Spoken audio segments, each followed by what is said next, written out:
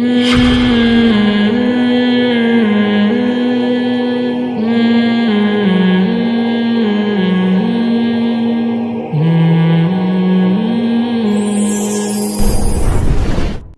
ہے طاسیم میم تلک آیات الکتاب المبین. یہ ایک ایسی کتاب کی آیات ہیں جو ہر چیز کو کھول کھول کے بیان کر دیتی ہے.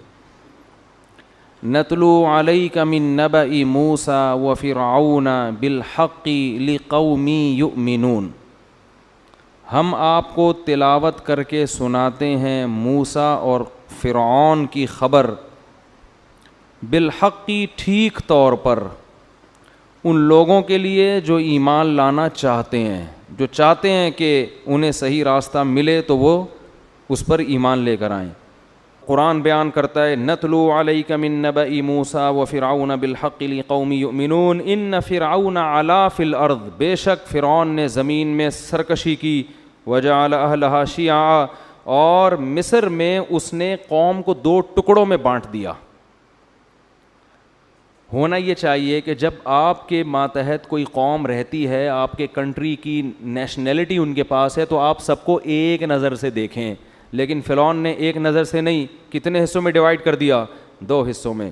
یستضعف طائفة منہم, ایک جماعت کو اس نے کمزور ٹھہرا لیا کہ یہ کمزور لوگ ہیں, ان کو غلام بناؤ. یذبح ابناءہم ویستحیی نساءہم. اتنا ظلم شروع کر دیا کہ بنی اسرائیل کی نسل بہت تیزی سے بڑھ رہی تھی. میں نے بتایا نا دیندار لوگوں کے نسل زیادہ. فرعون کو یہ ڈر ہوا کہ یہ اتنی تیزی سے نسل بڑھ رہی ہے تو کل یہ ہم پر غالب آ جائیں گے. آج بھی یہی حربہ ہے دنیا کا.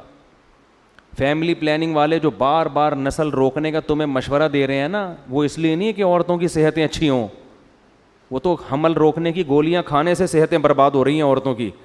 وہ اس لیے کہ آپ کے ملک میں جوانوں کا ریشو بوڑھوں سے بڑھ جائے گا. آرمی میں سلیکشن کے لیے افراد بہت ایک سے بڑھ کر ایک شخص ہوگا.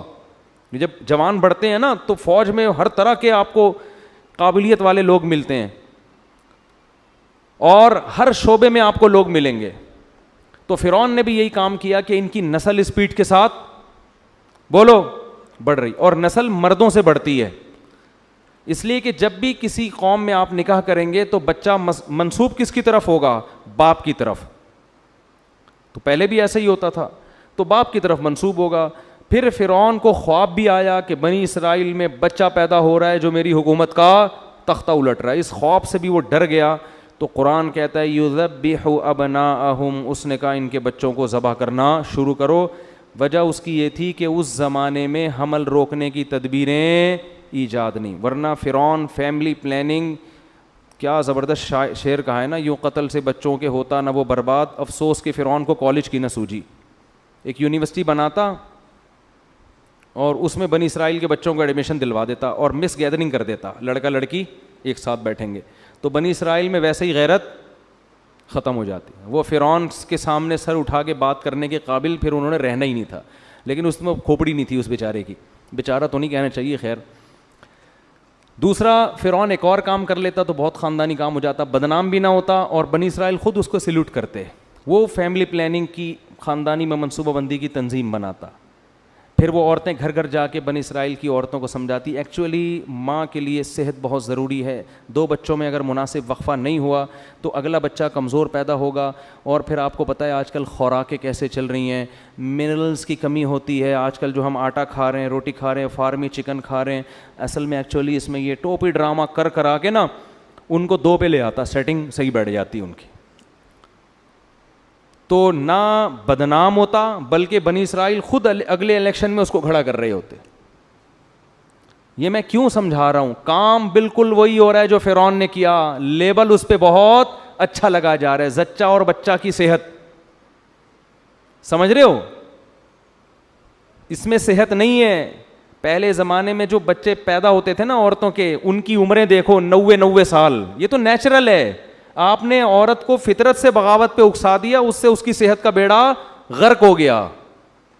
کوئی بریسٹ کینسر ہو رہا ہے کسی کو, کسی کے گردے خراب ہو رہے ہیں, کوئی شوگر وقت سے پہلے ہو رہی ہے. یہ سارے ان میں بہت بڑا دخل نسل روکنے کا ہے. تو فرعون کے پاس اتنی ٹیکنالوجی نہیں تھی کہ وہ فیملی پلاننگ اور خاندانی منصوبہ بندی کے خوشنما نعرے لوگوں کو لارے رپے دے کے الو بناتا. تو اس نے کہا اتنا نہ جانتا, تو اس نے کہا سیدھا سیدھا کیا کرو, بچہ پیدا ہو تو اس کو قتل کر دو. تو قرآن کہتا ہے یذبح ابناءہم ویستحیی نساءہم, عورتوں کو باقی رکھتا تھا تاکہ ہم ان سے نکاح کریں اور اپنی اولاد پیدا کریں. اپنی بڑھاؤ نسل, دوسرے کی روکو. یہی کام آج وہ لوگ کر رہے ہیں جو ہمارے دشمن ہیں. اپنے ہاتھوں بچے پیدا کرنے پر الاؤنس لگا. آسٹریلیا میں فی بچے اتنے ڈالر ملتے تھے کہ وہاں جب میں گیا تو پاکستانیوں نے بچے پیدا کرنے کے علاوہ کوئی کام کیا ہی نہیں. انہوں نے کہا جب اتنے پیسے بچے پیدا کرنے پہ مل رہے ہیں تو گورنمنٹ کو یہ لا چینج کرنا پڑا کہ ان کمبخت سب نہیں ہوتے, انہوں نے تو اسی کو پیسے کا ذریعہ بنا لیا. تو جب میں آسٹریلیا گیا میں نے کہا دیکھو تمہیں اب الاؤنس تو نہیں مل رہا لیکن اسپیڈ میں کوئی فرق نہیں آنا چاہیے. ٹھیک ہے نا, ٹھیک ہے, اسپیڈ تمہاری وہی رہنی چاہیے اللہ کے لیے, کیونکہ اللہ نے رزق کا وعدہ کیا ہے. اب پتہ نہیں یہ سن کے ان کی اسپیڈ وہی ہے یا چینج ہو گئی ہے, لیکن پاکستانی کہاں, جب پیسے نہیں ملیں گے تو وہ سستی کا شکار ہو جائے گا. خیر, تو کتنے ملک ایسے ہیں جو خود ہی اپنی موت مرنے والے ہیں, نسل گھٹتے گھٹتے. چائنا بھی ابھی فیوچر میں اس کے بارے میں بڑی خطرناک پیش گوئیاں شروع ہو گئی ہیں, جو اس نے نسل روکی ہے نا.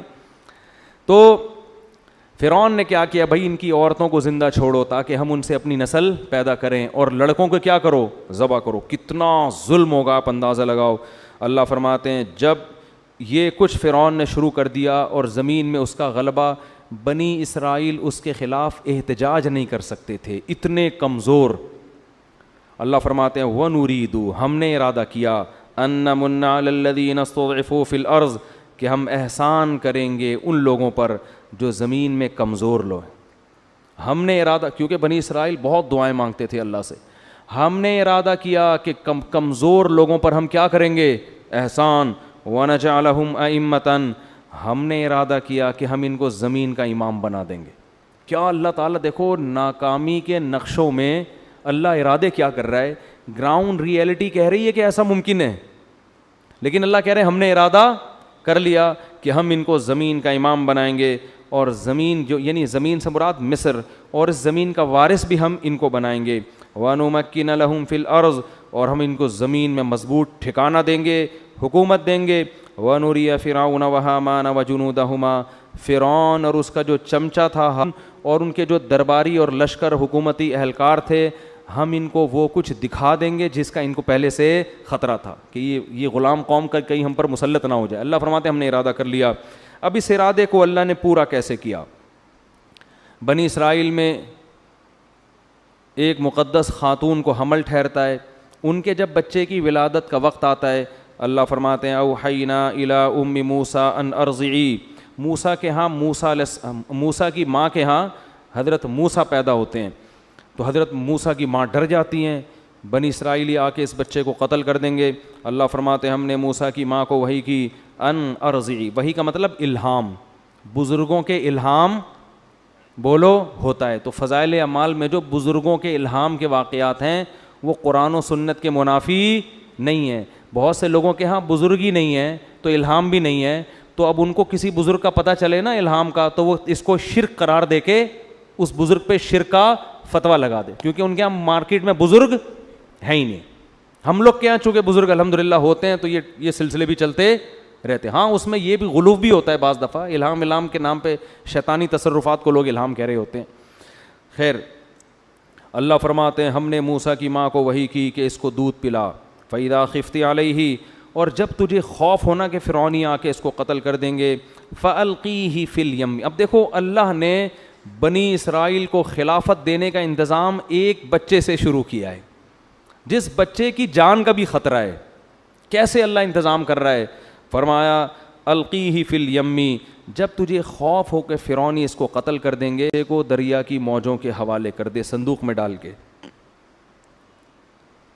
ولا تخافی ولا تحزنی, اور خوف مت کرنا اور غم مت کرنا. انا رادوہ الیکی, ایک آیت اس سورت کی ایسی ہے نا کہ اس پہ آدھا گھنٹہ چاہیے سمجھانے کے. انا نردہ نہیں ہے کہ ہم اسے تیری طرف لوٹائیں گے, انا رادوہ الیکی, ہم اسے تیری گود میں لوٹا کے چھوڑیں گے. کیونکہ ماں بچے کی جدائی برداشت نہیں کرتی. تو ہم اس رات دو، یہ اس میں فاعل ہے، ہم اسے تیری گود میں لوٹا کے چھوڑیں گے. اب دیکھو حضرت موسیٰ کی ماں بھی پریشان ہوں گی. اللہ کہہ رہے دریا میں ڈالو، تو دریا میں بچہ گود میں کہاں سے آئے گا بھائی؟ فرمایا ہم اسے تیری گود میں پہنچا کے چھوڑیں گے.